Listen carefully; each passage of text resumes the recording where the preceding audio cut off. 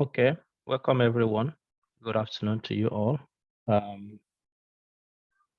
Please use the chat box to say hello to everyone, and can include your name there where you're joining from. So welcome to this afternoon program, Tips and Tricks. We'll be discussing on the important topic of growing a world-class research team. And without any doubt, I think that is what each of us wants to achieve, whether you are a team leader or you are a member of a team, whichever you are. The goal is that once you are working in research, to be able to build a team that is globally renowned, competitive, and can deliver. So this is, my name is Nwaru. If you're joining us for the first time, for those who do not know me, I'm here giving you these tips and tricks. As the title is, it's tips and tricks. It's not exhaustive. It's to give you some hands-on experience tips you can add to what you're doing to enhance your science career. So once you get the few things we discuss here, you go back to add more through your own experience. All right. So we have to start in essence. This is the African Science Frontiers Initiatives. This is one of the programs we have. We have training programs. We have these tips and tricks. We have research seminars, science seminars. We have mentoring programs, and so on and so forth. So please welcome. If this is your first time, please let it not be your last time.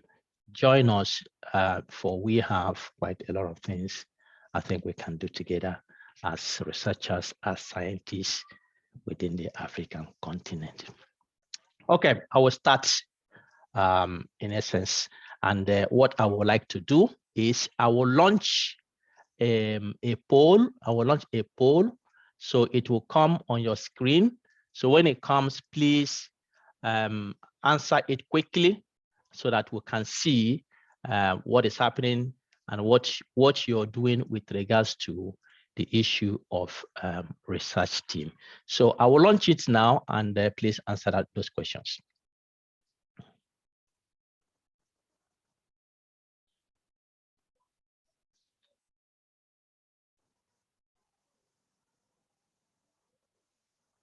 I hope you can see the poll in front of you.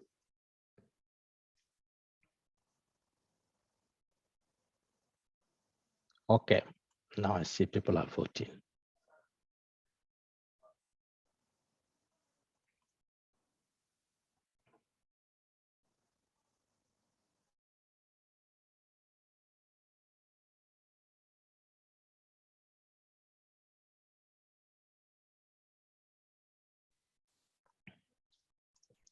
If you are just joining us now, we have just launched a poll. Please take part in it. Some questions you want to answer for us so that we all can see where we are with regards to issue of research team in our scientific career. So I have there the first question: do you belong to a research team?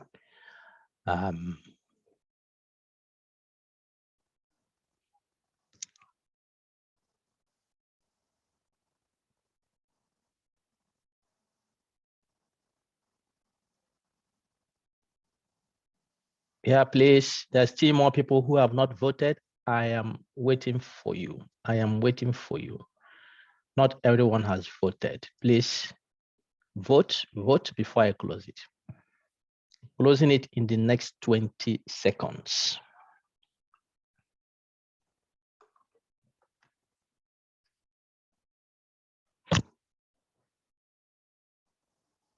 Yeah, still more people have not voted. Please.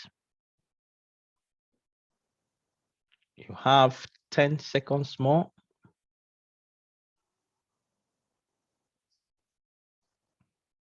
Still about 20 people have not voted.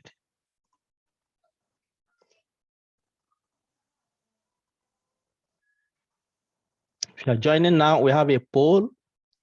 We have just administered, so please participate in the poll. It should appear on your screen there. All right, let me end it and see what we have. And I can share the results. So the first question is whether you belong in any research team.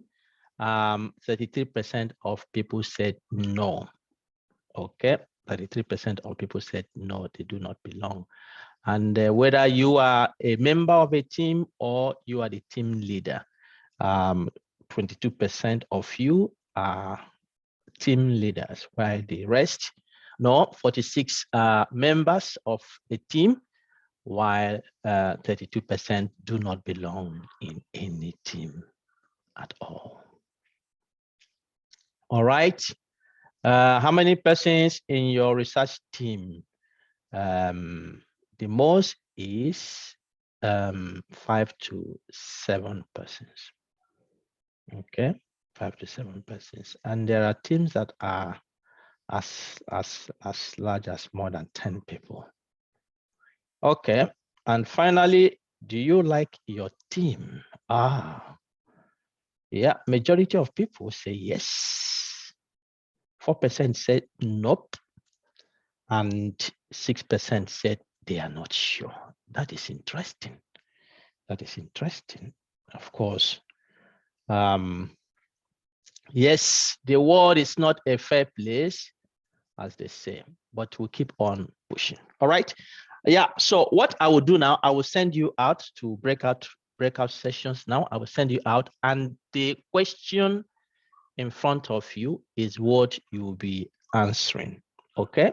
So when you get to your breakout session, please quickly appoint the one who will coordinate and present your findings. When you come back, I'm going to give you 2 minutes each team to present their findings. So the question in front is what you'll be telling us. So please don't use more than that. I will assign you automatically. So, all right, let me have, now you can go to your group. And I'm giving you 15 minutes. 15 minutes, please come back. 15 minutes. 15 minutes, I will bring you back.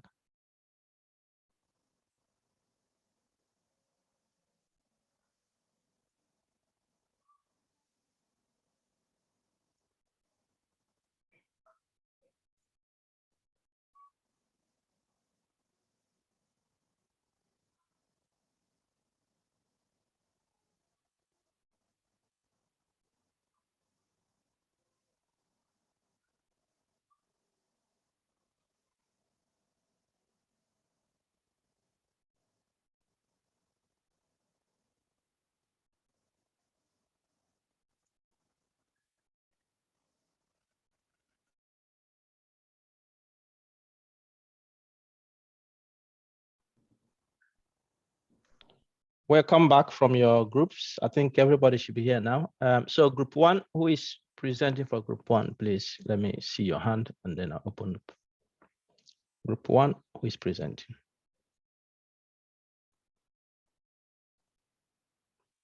Raise your hand, please.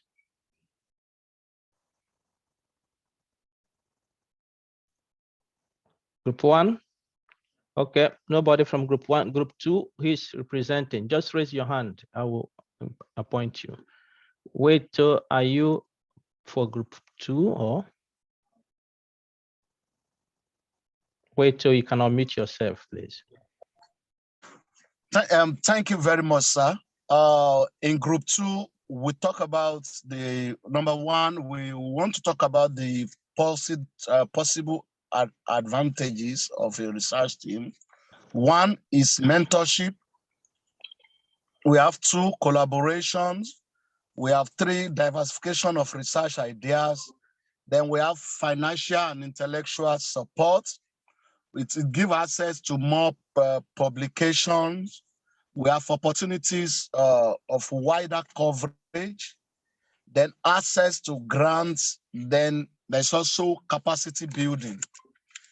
Then when we talk about the disadvantages, we have a conflict of interest.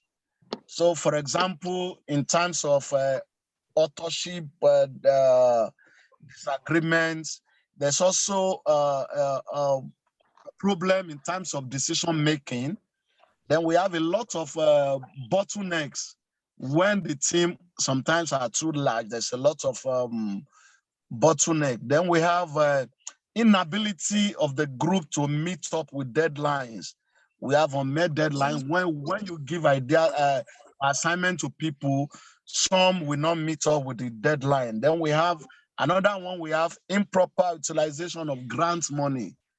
Money sometimes is a big problem. So we have improper utilization of grant money or misappropriation of grant money. All right. Thank you. Thank you very much, Waiter, for that insight. Olusegun, are you presenting for Group 1? Yes, thank you. Do so. Okay, so for Group 1, we talked about advantages like it encourages collaborations. It motivates group members to work harder to achieve deadlines.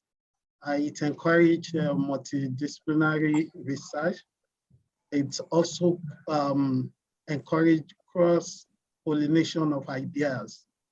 And it gives one the opportunity to assess several ideas. And concerning as touching disadvantages, we talked about it actually allows for breeding of social lovers, where people tend to do nothing, but they enjoy the benefit of publishing with others. It's also a disadvantage. It's also lack of proper coordination. Decision making, if it is not managed well, can also be a problem within the group. Yeah, thanks very much. Okay. Thanks very much, Olusegun. Let me go to Maud. Are you? Thank you. Maud Yes. Elliott, are you for Group 3? Yeah. Yes, please. Yes, please go on. Okay, so for Group 3, for the advantages, we spoke about it saving time. We also said that there's some task repartition. There's good coordination. There is team spirit. There is productivity and efficiency in the work done. Then there's also critical thinking. Also, another major advantage is the pooling of resources together, especially if members are from other institutions where they have access to equipment, facilities, some form of softwares that are available. And also there's comprehensive contribution. For disadvantages, we said that there are some form of elements of laziness, since some of the members might stay aloof and not take part. And we also said that the diverse goals may delay the schedule.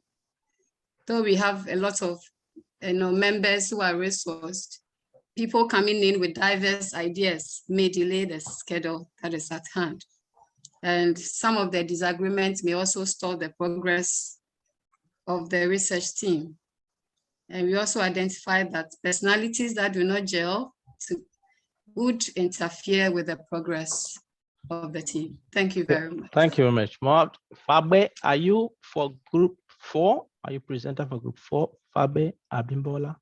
No, I'm not. I'm part of group 2. I just Okay. wanted to keep something in for group 2. No, I think we have passed group 2. Let's go to group 4. Okay. John, are you for group 4? Yes, for group 4. Maybe I should share our slides. I don't know. Go ahead. Do that quickly.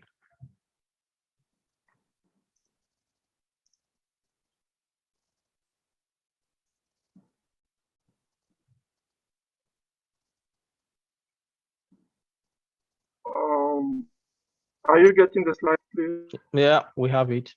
Okay, thank you, Prof.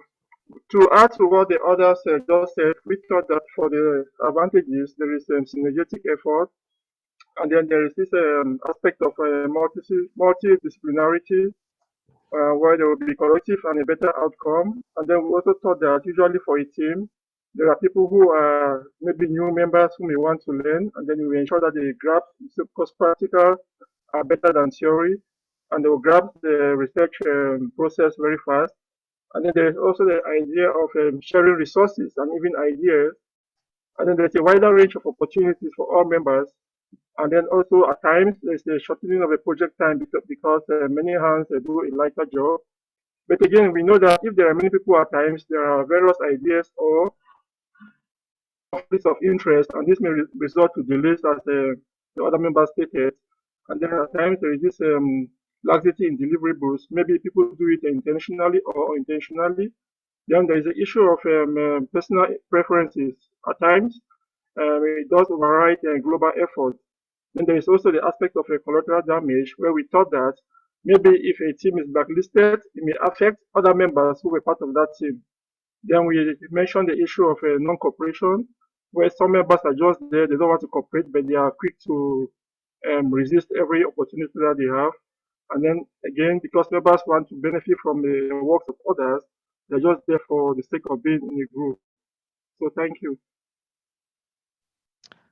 All right, thank you. Thank you very much, all the teams. Yeah. John, if you can just stop sharing, then I can share again.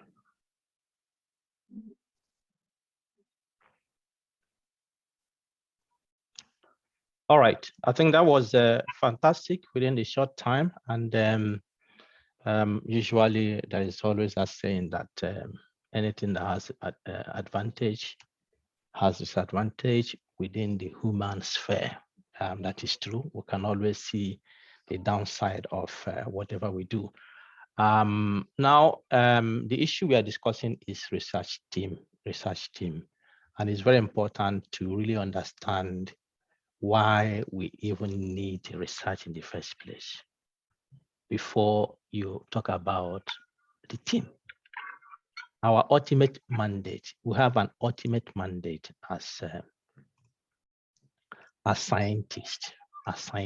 And if you have been following our previous presentations, this is an important mantra we provide from UNESCO. And here they clearly state that science is the greatest collective endeavor. Science is the greatest collective endeavor. This is important. Somebody is annotating. Let me stop this and reshare my screen. Sorry about that. All right, so it is the greatest collective endeavor, and it's important to know that why you do this is to support in improving our society, to improve the society we live in, depending on where you are approaching from. Some are in health, medicine, social sciences, environment, agriculture, technology, energy. The goal is to make our society a better place to live. That is why you choose that career, and that is why you open that door to begin to think of doing your research, begin to think of contributing. So this is our mandate, and it is very ultimate, because being created into this world, by God Himself.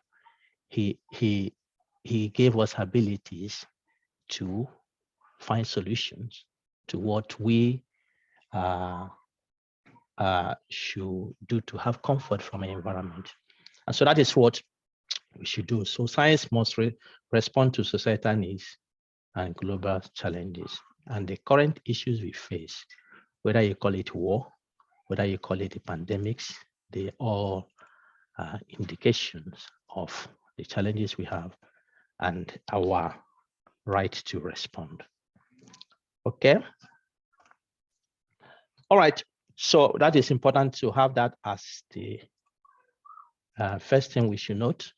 And then the other thing is this we present during our reproducibility research, scientific research course.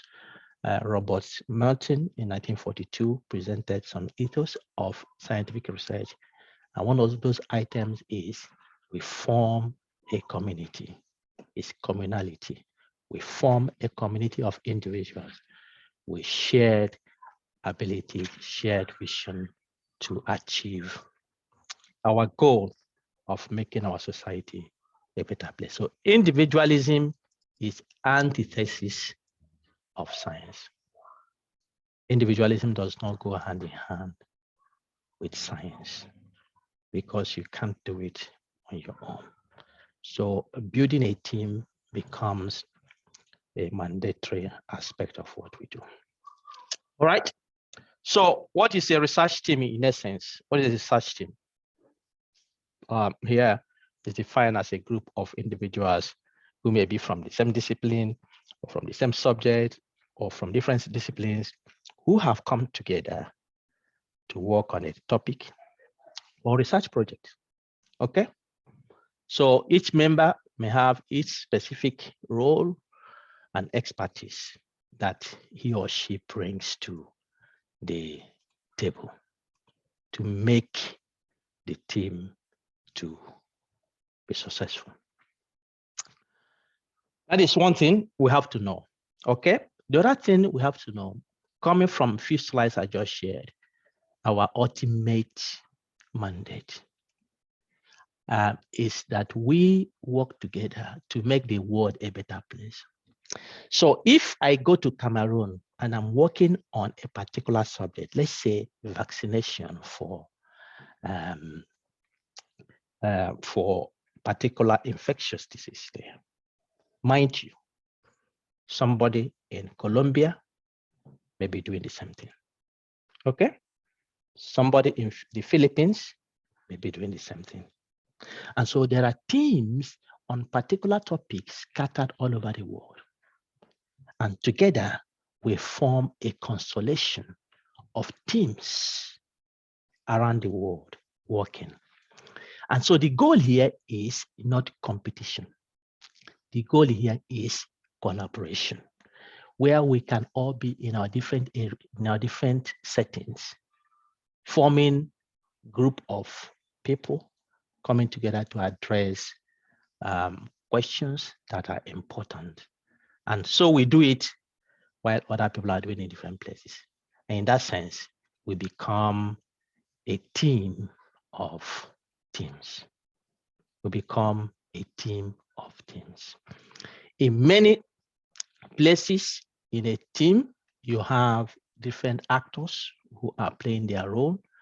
And as you can see here, usually we will have the principal investigator. We'll have the principal investigator. And then we have members of the team. The principal investigator is the leader of the group. And depending on the size of the team, you may have different people, postdoctoral candidate, PhD candidate, project coordinator, research assistants, statisticians, IT people, and so on and so forth. So the team may be from as small as 2 to infinite. Okay, but of course there are consequences and advantages and disadvantages conferred on the number of the team, the members of the team of each team. So the first thing here is what a research team is, and to know that your research team, wherever you are, is part of teams that are working across the world and that particular project you have. So you have your team, or before you start having your team, there are first things first. You have to, as the PI, the leader of the team, define what your team's vision and mission is. Okay? A successful team will usually have its vision and mission. And many times, this is not the case. People don't define this. People just start, bring a bunch of people, and then they start going, you know. But it's very helpful. If you want to go to a point where your team becomes competitive in terms of its output and productivity and the contribution it brings to science and research, then specifying what your team is, carefully thinking about it, what your team's vision and mission is very important. What are you going to research? Why are you researching that? And why is your team doing that? What are your short and long-term goals? Where do you see your team in the next, let's say, the next 5 years, the next 10 years, with regards to that area you're contributing, you're researching? So you must specify your vision. And this has to be visible. Whether visible in terms of written on the wall or visible in your actions, so that anybody who joins your team already is able to align with your vision and your mission. Okay, that is very important. Your vision and your mission should also clearly specify how your team will get to your destination, where you want to go to, and the purpose, the real purpose for the team to exist. So this needs to be formulated as a team leader. So before you start bringing people into your team, you need to carefully think through these processes. Your vision and your mission is the first thing you need to indicate. And this, we call it not just vision or mission, we call it shared vision and mission, which means that everybody who comes to the team is aligned to that team. It is aligned to your vision and your mission. So not people come in and they start doing something different. They start executing their own agenda. No, they must align to the team. For it to be a team, okay? For it to be a team, that vision needs to be concrete and everybody aligns. So we all share in your vision and your mission. And once you have settled that, then you need to recruit right. And this is very, very, very, very dicey, honestly. To recruit the right people into your group is challenging. Regardless of how good you are in interviewing people, how good you are in psychologically expressing yourself, regardless of that, it can be quite challenging. All right. So please think carefully as a team leader, involve colleagues, get ideas from people. This week, a colleague of mine and I were discussing how sometimes you can be disappointed when after the interview you have recruited somebody and eventually the person becomes disappointing with different characteristics that can come actually. And you begin to pinch yourself, I did it wrongly with this one. All right. So, and what I have done now is that before I recruit a PhD or postdoc, I will have a time to allow people to have research visits. It can be 3 months, can be 2 months, can be 6 months, and then I examine them. Some students who finish their masters come for internship, and I examine them to see their output, to see their character, to see if they can fit into my group. This is not always the case. It's not so easy. But the key thing here is once you have specified your vision, your mission, then you need to be very conscious when you recruit to target those who advance your team's vision. It's good to consider diversity. Maybe diversity of discipline, maybe diversity of gender, maybe diversity of age, maybe diversity of ethnicity, diversity in different aspects, because then that will bring a culture of ideas people can bring to your team. Number of members of your team. Well, it's not that easy. It's not that easy. It depends on what the goal of your team is all about. It also depends on your pocket. All right, depends on your pocket. At this time, I will pause to say that Eman has shared. Eman, perhaps you can share it again, a link.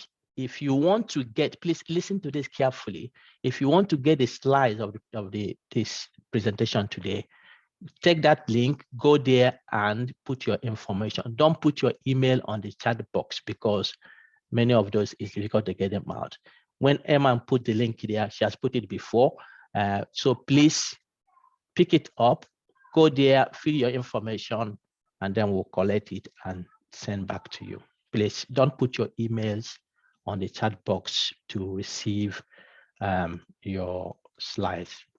Go to that link. All right. So recruit right, that is quite important. And then the other thing is team culture. Team culture, the glue that keeps the team in pursuing its purpose. That is the culture. You need to establish a culture that your team members will align to. And this culture varies from place to place, varies from team to team. But some of the key ones people have proposed is create a safe environment, a safe scientific environment. Let your vision be your driver.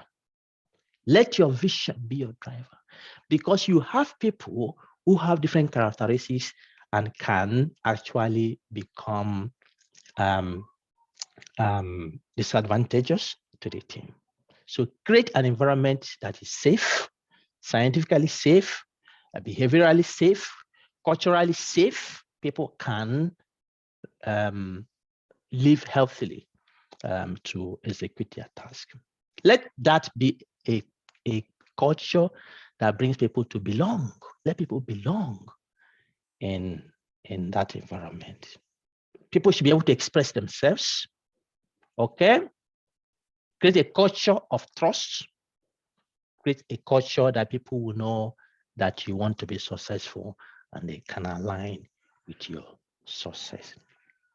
Culture is a set of living relationships working toward a shared goal. It is not something you are, it's something you do.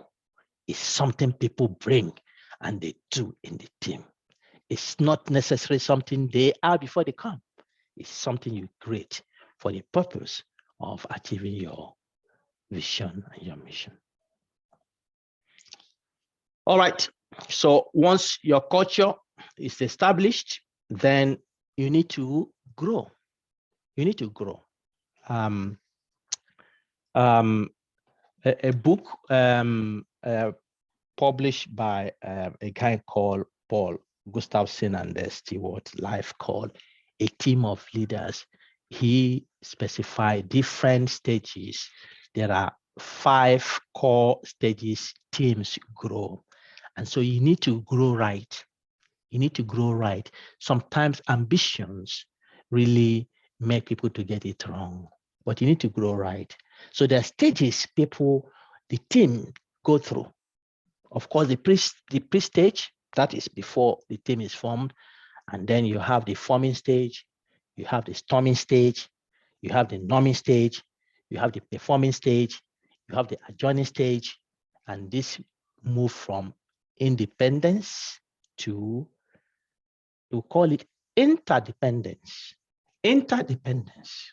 The goal is not to produce independent, no. The goal is to produce interdependent. And you can see here, People interdepend, and then they begin to, within the team, you do not necessarily need to have the PI in the research group for things to function. Okay, everybody has understood their responsibility and can fill in the gaps that are there. And so the first stage is a stage where primarily you have one-on-one interaction between the team leader and each of the team members. This is the stage. The second stage is the team leader leads and has some interaction between the team members. So the interaction can be more than one at a time. All right. The third stage is the leadership begins to be shared by some team members. Okay. It's no longer the leader that is leading, but some team members begin to share the leadership roles. The fourth stage is a stage where most of the team members are now providing leadership on key team activities. All right, so performing stage. And finally, you have the fifth stage where all team members are stepping up another level in a shared leadership role. Actually, you see, many times teams fail because leaders do not know how to lead. PIs do not know how to lead. PIs are selfish. They want only to be known. They want to be part of every paper that is published and taking a major role, even when they have not played a major role. No, that is not the goal. Our ultimate goal is to change the world. It's not a place in authorship. It's not a place in your paper. Okay? It's creating an environment that people can grow and do well for the team. So I have a PhD student now, for instance, and he's planning to defend soon. And what we have been discussing is, what is the next? What do you want to do? And we'll get into this. Sometimes can be challenging discussion, talking about career goal. Where do I go from here? And then once we get into that discussion, we can begin to map out trajectories.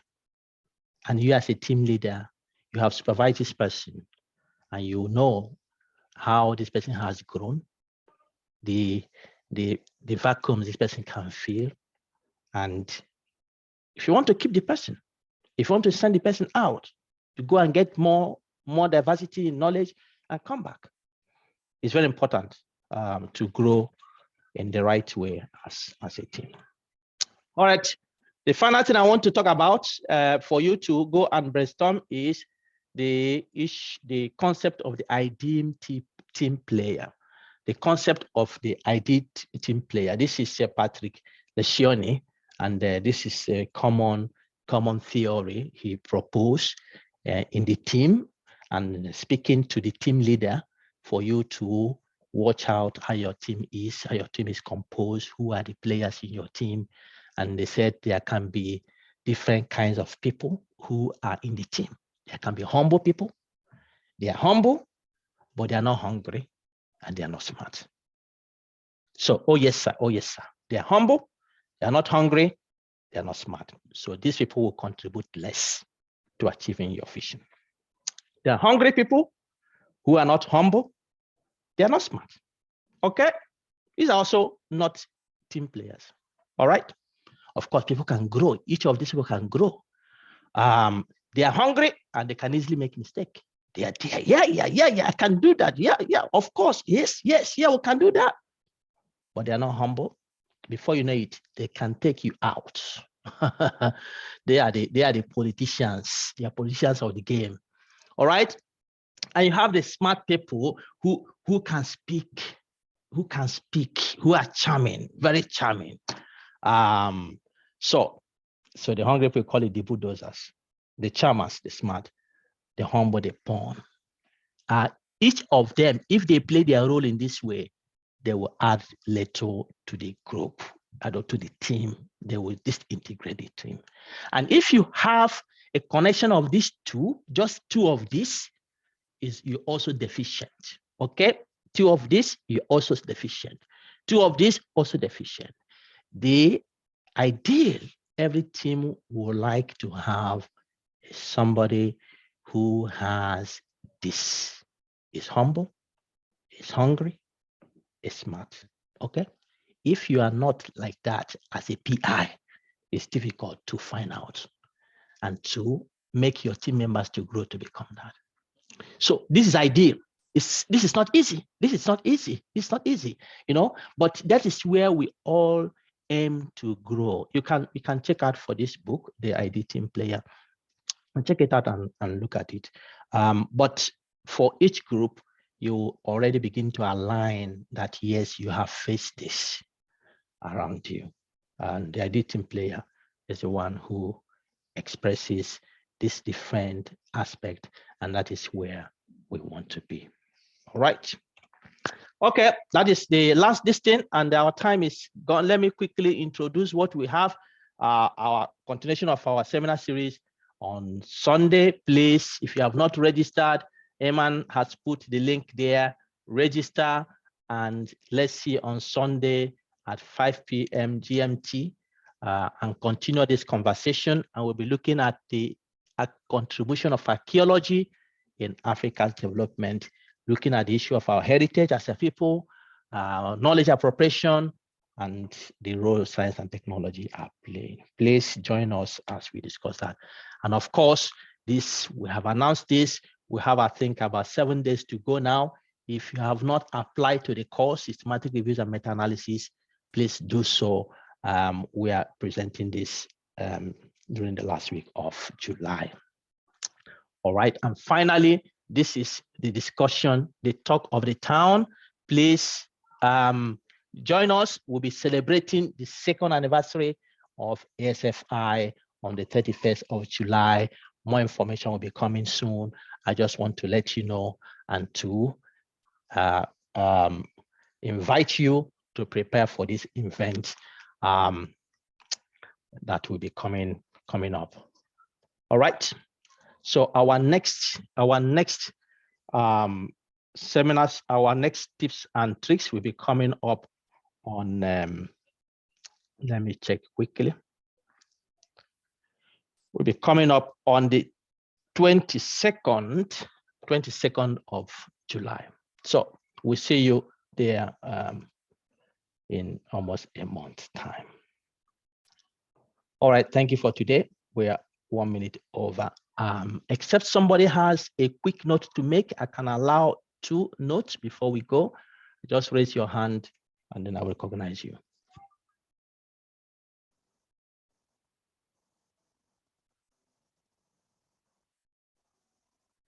All right, thank you, and see you on Sunday.